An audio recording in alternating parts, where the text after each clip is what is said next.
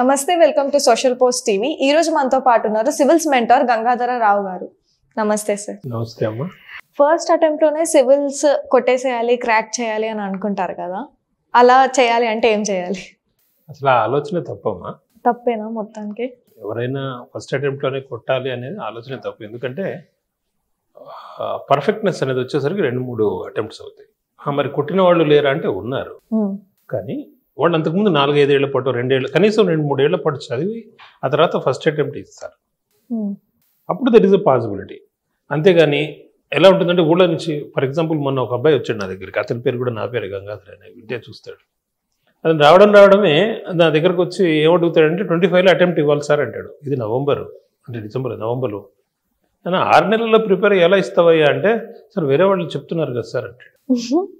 బాబు minimum 2-3 years చదవాలి, అలా కాదు ఆలోచించుకోండి వెళ్ళిపోయాడు. సరే ఇంకేదో ఇన్స్టిట్యూట్లో చేరి ఉంటాడు. సో ఆ ఆలోచన తప్పు. సివిల్ సర్వీసెస్ ఎగ్జామ్ అనేది భారతదేశంలో కాదు ప్రపంచంలోనే అతి కష్టమైన పరీక్షల్లో ఒకటి. సో మినిమం ప్రిపరేషన్ అనేది కనీసం 1 to 1.5 years పడుతుంది. 1 to 1.5 years ఖచ్చితంగా. ఆ తర్వాత ఎగ్జామ్ సైకిల్ 1 year ఉంటుంది. మీకు మే లోపల ప్రిలిమ్స్ అయితే ఇంటర్వ్యూ అయ్యేసరికి నెక్స్ట్ ఇయర్ ఫిబ్రవరి మార్చిలో ఇంటర్వ్యూ అవుతుంది. So about 9 months to 12 months the exam cycle itself is there. అది 1 అటెంప్ట్కి. యూజువల్గా దీంట్లో పర్సంటేజ్ ఆఫ్ సక్సెస్ఫుల్ క్యాండిడేట్స్ చూస్తే, ఆస్పిరెంట్స్ చూస్తే సెకండ్ అటెంప్ట్, థర్డ్ అటెంప్ట్లో ఎక్కువ ఉంటారు. ఫస్ట్ అటెంప్ట్లో తక్కువ, సెకండ్ థర్డ్ ఎక్కువ, and then first and fourth and fifth maximum. అర్థమైందా? సో ఫస్ట్ అటెంప్ట్ ఇవ్వాలనుకుంటే మినిమం 2-3 years చదివి ఆ తర్వాత ఇవ్వండి. ఇందాక నేను చెప్పాను కదా, ఏ సబ్జెక్ట్స్లో ప్రిపేర్ కావాలో అవన్నీ ప్రాపర్గా ప్రిపేర్ అయితే ఛాన్స్ ఇస్ దర్ ఫస్ట్ అటెంప్ట్లో రావడానికి. But that first attempt also requires 2 to 3 years of time. ఈ ప్రిపరేషన్స్ లక్ అనేది ఎంత ఇంపార్టెంట్ సార్? లక్ అనేది రోల్ ప్లే చేస్తుందా? లక్ అంటే అమ్మా చెప్తాను. ఇప్పుడు నా ఒక స్టూడెంట్, నేను చెప్పాను అతని గురించి నాకు తెలుసు కాబట్టి, బాబు ఎగ్జామ్కి ఒక 1/2 గంట ముందరే వెళ్ళి కూర్చో అన్నాను. నా సలహా పాటించాడు. ఎగ్జామ్కి 1/2 గంట ముందే వెళ్ళాడు. తీరా వెళ్ళిన తర్వాత ఏదో పెన్ను ఏదో లేదని మళ్ళీ పరిగెత్తుకుంటా బయటకు వెళ్ళి మళ్ళీ పరిగెత్తుకుంటా ఎగ్జామ్ హాల్కి వెళ్ళి కూర్చుని రాశాడు. ఇక్కడ ఏమైపోయింది, ఎగ్జామ్ టైంకి ముందు టెన్షన్ పడ్డాడు. ఏమ్మా ఆ 1 minute ముందే చేరుకున్నాడు, కానీ ఆ టెన్షన్, ఆ పరిగెత్తుకుంటూ వెళ్ళడం పరిగెత్తుకుంటూ రావడం కనీసం ఇంకో 15-20 నిమిషాలు ఉంటుంది కదా. Effect mind. It's a psychological game also, not just an academic preparation. సైకలాజికల్గా కూడా మీరు వెల్ ఫిట్గా ఉండాలి. ఏమ్మా అదొక టైపు. రెండో టైపు మనకి ఎప్పుడు జరుగుతుంది ఎగ్జామ్, యూజువల్గా మే నెలలో జరుగుతుంది. మే నెలలో జరిగినప్పుడు ఏం చేస్తారంటే, మే నెల అంటే మంచి ఎండలు అంటే మంచి ఏసీ పెట్టుకుని పడుకుంటారు. పొరపాటున దురదృష్టవశాత్తు ఆ టైంలో మీకు ఫీవర్ వచ్చింది అనుకోండి, అంతే. ఇప్పుడు బాడీ అనేది ప్రాపర్గా ఉండాలి, నార్మల్ అంటే. So you have to take every care అనమాట. ఈ కేర్స్ అన్ని తీసుకోవడమే అదృష్టం. ఈ కేర్లో ఏదైనా అజాగ్రత్తగా ఉండడమే దురదృష్టం. You have to be fit mentally, you have to be physically, you have to be fit physiologically, you have to be psychologically, everything. So అన్ని ఫిట్నెస్లో ఉంటే అది మీ అదృష్టం. అర్థమైందా? You must be in very good mood while you are writing the exam. See, when you are fit in all capacities, then your performance in the exam will automatically increase. వీటిల్లో ఏది లోపించినా ఏమ్మా ఎగ్జామ్ హాల్ లోపల మీ performance అనేది పడిపోతుంది. అర్థమైందా తల్లి? So అన్ని రకాలుగా you have to be very careful. అదే లక్. బెస్ట్ కోచింగ్ సెంటర్ని ఎలా చూస్ చేసుకోవాలి సార్? బెస్ట్ కోచింగ్ సెంటర్ అంటావమ్మా, ఎనీ క్రైటీరియా ఇస్ దేర్. యూజువల్గా నాకు తెలిసినంత వరకు పిల్లలు ఏం చేస్తుంటారంటే, యూట్యూబ్ లోపల మోటివేషనల్ ఇవి చూసేసి వచ్చేసి చేరిపోతుంటారు. వాళ్ళకి అన్ని ర్యాంకులు వచ్చినాయి, వీళ్ళకి ఇన్ని ర్యాంకులు వచ్చినాయి. It is a wrong approach ఒకటి. రెండవది, ఏ ఇన్స్టిట్యూట్లో అయినా ఓరియంటేషన్ క్లాసెస్ అని 2-3 క్లాసెస్ తీసుకుంటారు. ఆ క్లాసెస్ విని వీళ్ళు బాగా చెప్తున్నారు అని జాయిన్ అవుతారు. అది రాంగ్ అప్రోచ్. రెండో రాంగ్ అప్రోచ్. మూడో రాంగ్ అప్రోచ్, ఎక్కడైతే 100 మంది పిల్లలు ఉన్నారో వీళ్ళకి బాగా పేరు ఉంది అని చేరిపోతుంటారు. That is also wrong.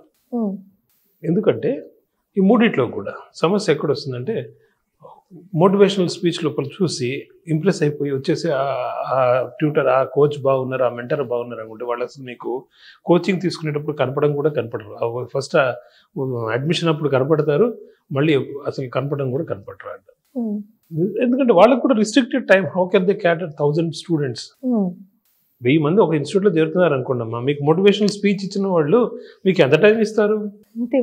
వాళ్ళు ఇవ్వలేరు.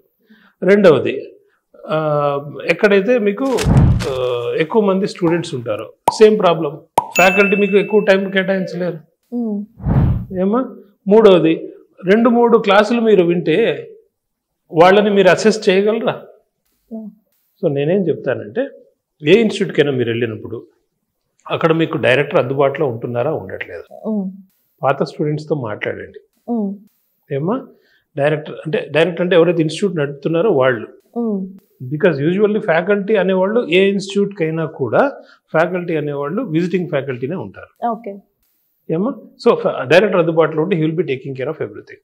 డైరెక్టర్తో పాటు ఫ్యాకల్టీ ఎంతవరకు అందుబాటులో ఉంటున్నారు, ఇది may not be present every time, but ఏమైనా మీకు డౌట్స్ క్లారిఫై చేయడానికి ఫ్యాకల్టీ అందుబాటులో ఉంటున్నారు. క్లాస్ రూమ్లో స్ట్రెంత్ ఎంత ఉంటుంది? Don't join any institute which has more than 50 or 60 students. నన్ను అడిగితే 40 స్టూడెంట్స్ ఈజ్ ది ఐడియల్. అర్థమైందమ్మా?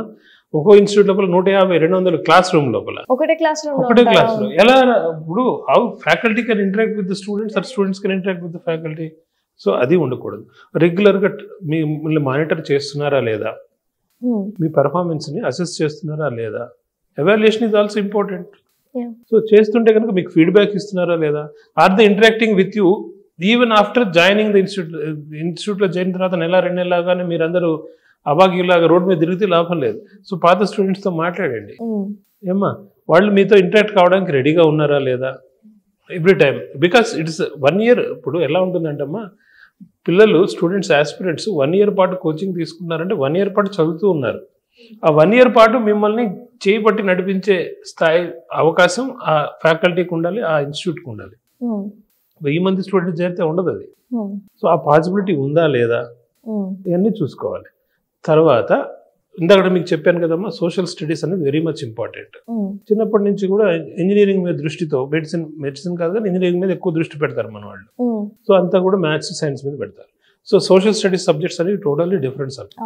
హైదరాబాద్ వచ్చేసి ఏదో ఒక ఇన్స్టిట్యూట్ లోపల చేరిపోవడం కాకుండా ముందు ఒక 2 నెలలు ఫస్ట్ ఈ ఎన్సీఆర్టీ కాన్సెప్ట్స్ నేర్చుకోండి, సిలబస్ని అవగాహన చేసుకోండి, ప్రీవియస్ ఇయర్ క్వశ్చన్స్ చేసుకోండి. ఈ 2-3 నెలలు హైదరాబాద్లో ఉండేసరికి ఏ ఇన్స్టిట్యూట్ ఏంటి అనేది మీకు స్పష్టత ఏర్పడుతుంది.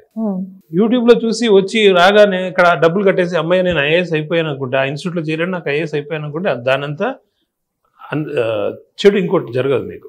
So first you spend 2 or 3 months of time in Hyderabad before joining any institute. ఆ 2-3 monthsలో మీరు చేయాల్సింది ఏంటయ్యా అంటే ఫస్ట్ సిలబస్ బై హార్ట్ చేసి ముందు సిలబస్ తెచ్చుకోండి. ఏ ఇన్స్టిట్యూట్కి వెళ్ళినా సిలబస్ ఇస్తారు, ఆ సిలబస్ తెచ్చుకోండి. ఎన్సీఆర్టీ క్వశ్చన్స్ సిలబస్ ఏముందో ఎవరైనా కోచింగ్ ఇస్తున్నారో pure NCERT, don't go for civils join for NCERT coaching. And then previous year questions అవగాహన తెచ్చుకోండి. 2-3 months ఉంటారు కదా, అందరితో ఇంటరాక్ట్ అవుతూ ఉంటారు కదా, ఈ టైంలో స్పెండ్ చేయండి. ఈవినింగ్ అవర్స్లో అరగంట గంట మిగతా వాళ్ళతో. ఎందుకంటే కోర్సులో జాయిన్ అయిన తర్వాత భ్రష్టత్వం పొంది అప్పుడు రోడ్ల మీద తిరగడం కన్నా కూడా కోర్సులో జాయిన్ కాకముందు, ఏ ఇన్స్టిట్యూట్లోనూ జాయిన్ కాకముందు ఈ 2-3 నెలలు మీరు ఏదైతే హైదరాబాద్లో ఉంటారో అశోక్ నగర్ అనే పెద్ద యూనివర్సిటీలో ఉంటారో ఆ యూనివర్సిటీలో మీరు you interact with the students.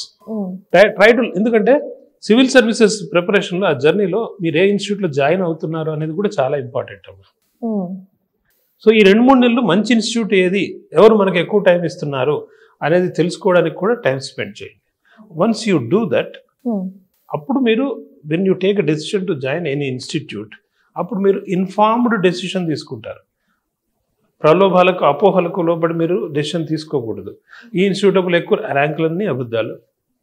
అర్థమైందమ్మా? వాళ్ళు ఏదో టెస్ట్ రాయడానికో లేదు ఏదో ఇంటర్వ్యూ గైడెన్స్ అందరూ ఫ్రీగా ఇస్తారు. సో ప్రతి ఒక్కళ్ళు కూడా మెయిన్స్లో సెలెక్ట్ అయిన తర్వాత ఇంటర్వ్యూ గైడెన్స్ కోసం ఎక్స్పీరియన్స్ వస్తుందని అందరూ ప్రతి ఇన్స్టిట్యూట్లో ఇంటర్వ్యూ గైడెన్స్ తీసుకుంటారు. సో వాళ్ళు మా దగ్గర తీసుకున్నారు కోచింగ్ అని వీళ్ళు పెట్టేస్తారు. ఏ ఇన్స్టిట్యూట్ అయితే బేసిక్ ఫౌండేషన్ నుంచి చివరి వరకు కోచింగ్ ఇస్తుందో వాళ్ళు మాత్రమే ర్యాంకులు వేసుకోవడానికి అర్హులు. అర్థమైందా తల్లి? సో అలా కాకుండా వీళ్ళు ఏం చేస్తారు అంటే అదేదో అట్రాక్ట్ చేయడానికి ర్యాంకులు వేసేసుకుంటారు. మా దాంట్లో 3rd ర్యాంక్ వచ్చింది, 1st ర్యాంక్ వచ్చింది, 2nd. అబద్ధం, శుద్ధ అబద్ధం. మా దగ్గర 50 ర్యాంకులు వచ్చినాయి. అంతా కలిపితే అక్కడ ఐఏఎస్ ఉండేది 50 ర్యాంకులు. 50 ర్యాంకులు ఈ ఒక్క ఇన్స్టిట్యూట్కి వచ్చేస్తాయి. ర్యాంక్స్ కంటే ఎక్కువ పబ్లిసిటీ మీద concentration. So don't fall for that. Take an informed decision. Parents కూడా నేను చెప్పేది ఒకటే, మీ పిల్లల్ని కనుక మీరు సరైన ఇన్స్టిట్యూట్లో చేర్చాలి అనుకుంటే వచ్చి రావడంతో చేర్చకండి. 2-3 నెలల పాటు ఇక్కడ ఏదైనా ముందు ఈ ప్రిపరేషన్లో పెట్టండి. NCERT preparation. Let them by heart the syllabus first. Let them understand previous year questions first. మొత్తం సిలబస్ ఒక అవగాహన వచ్చిన తర్వాత కొంపలే మునిగిపోట్ల ఒక 2-3 నెలలు దీని మీద పెడితే ఏమో, ఎందుకంటే ఇది రిక్వైర్డ్. ఇది అయిన తర్వాత అప్పుడు మీరు ఏ కోచింగ్ ఇన్స్టిట్యూట్లో చేరినా కూడా మీకు నచ్చిన ఇన్స్టిట్యూట్లో మీకు పాజిటివ్ ఒపీనియన్ నేను చెప్పిన అంశాల పట్ల పాజిటివ్ ఒపీనియన్ కలిగిన వాటి పట్ల ఏ ఇన్స్టిట్యూట్లో చేరినా then it will be useful for you. అంతే తప్పించి ఆ ఇన్స్టిట్యూట్కి గొప్ప పేరు ఉంది, ఈ ఇన్స్టిట్యూట్కి ఎక్కువ ర్యాంకులు వచ్చినాయి, వాటిలో చేరిపోదాం, అక్కడ 1000 మంది ఉన్నారు, గుంపులో గోవింద అంటే మీరు గుంపులో గోవిందని మందలో ఒకరిగా కలిసిపోతారు తప్ప you will not be, you have to stand out among the crowd అంటే కనుక then you should join a institute which caters to students in all this, which nurtures the students for the whole period of preparation. 1 year పాటు మీరు ఏదైతే coaching తీసుకుంటున్నారో ఆ journey మొత్తంలో మీతో పాటు తోడుగా ఉండి మీకు గైడెన్స్ ఇచ్చేది, మెంటర్షిప్ చేసేది, నర్చర్ చేసేది అలాంటి ఇన్స్టిట్యూట్లో మీరు చేయాలి. ఓకే సార్, కోచింగ్ సెంటర్స్లో ఇంటీరియర్ ఇవన్నీ కూడా చాలా చూసుకుంటారు కదా స్టూడెంట్స్. ఫస్ట్ ఇది క్లాసీగా ఉంది, దీంట్లో జాయిన్ అయిపోదాము, క్లాస్ రూమ్ ఏమంటారు సీసీ కెమెరాస్ ఉంది దీంట్లో చూద్దాము, సిలబస్ పట్టించుకోరేమో కానీ క్లాస్ రూమ్ మాత్రం చూసి ఓకే ఇది బాగుంది నేను దీంట్లో జాయిన్ అవుతా అంటారు. మరి దానికి దురదృష్టం ఏంటంటే అమ్మా, వచ్చే స్టూడెంట్స్ కానీ పేరెంట్స్ కానీ ఆ డెకరేషన్కి పడిపోతున్నారు rather than looking it. For example నేను ముందు నా ప్రత్యక్ష అనుభవం చెప్తాను. పిల్లలందరికీ అందుబాటులో ఉండాలని ఒక ఆఫీస్ రూమ్ని క్యాబిన్స్ లాగా చేసేసారు. ఫ్యాకల్టీ కూర్చుని ఒక్కొక్క క్యాబిన్ లోపల ఎంతమంది స్టూడెంట్స్ వచ్చినా వాళ్ళు faculty they will interact with the students అని. వచ్చే పేరెంట్స్కి కానీ స్టూడెంట్స్ కానీ మిగతా ఇన్స్టిట్యూట్కి వెళ్ళినప్పుడు అక్కడ ఉండే ఫ్లాంబాయంట్ అట్మాస్ఫియర్ ఉంటుంది కదమ్మా, ఆ అట్మాస్ఫియర్ ఇక్కడ కనపడక నాది అసలు ఇన్స్టిట్యూట్ లాగా అనిపించలే వాళ్ళకి. అవును, ఎవ్రీబడి యూస్ టు కాంటాక్ట్ ఇదేంటి ఇన్స్టిట్యూటేనా అని. అంటే వాళ్ళకి ఎలా ఉండాలి అంటే లోపలికి రానే గ్రాండ్యూర్ ఒక గొప్ప అట్మాస్ఫియర్ కనపడాలన్నమాట. అంతే. సో చచ్చినట్టు నేను కూడా నా ఇన్స్టిట్యూట్ని ఆఫీస్ని అలా మార్చాను. So that is very wrong. What is necessary for you, what nurtures you, ఆ ఎన్వైరన్మెంట్ అక్కడ ఉందా లేదా చూసుకోవాలి తప్ప ఆ ఫ్రంట్ ఆఫీసు గొప్పగా డెకోర్ చేసేస్తే అది గొప్ప ఆఫీస్ కాదు.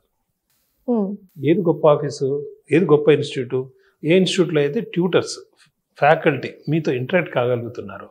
మీలో ప్రతి ఒక్కరికి మీరు ఒక్కొక్కరికి రిక్వైర్మెంట్ ఒక్కో రకంగా ఉంటుంది. ఏమో ఫర్ ఎగ్జాంపుల్ తెలుగు మీడియం నుంచి వచ్చిన వాళ్ళలో కూడా కొందరు సబ్జెక్ట్స్ అర్థమవుతాయి, అర్థం కావు. ప్రతి ఒక్కరికి క్యాటర్ చేస్తూ నర్చర్ చేస్తూ చెప్పగలిగే ఫ్యాకల్టీ ఉన్నప్పుడు మాత్రమే you will be able to succeed.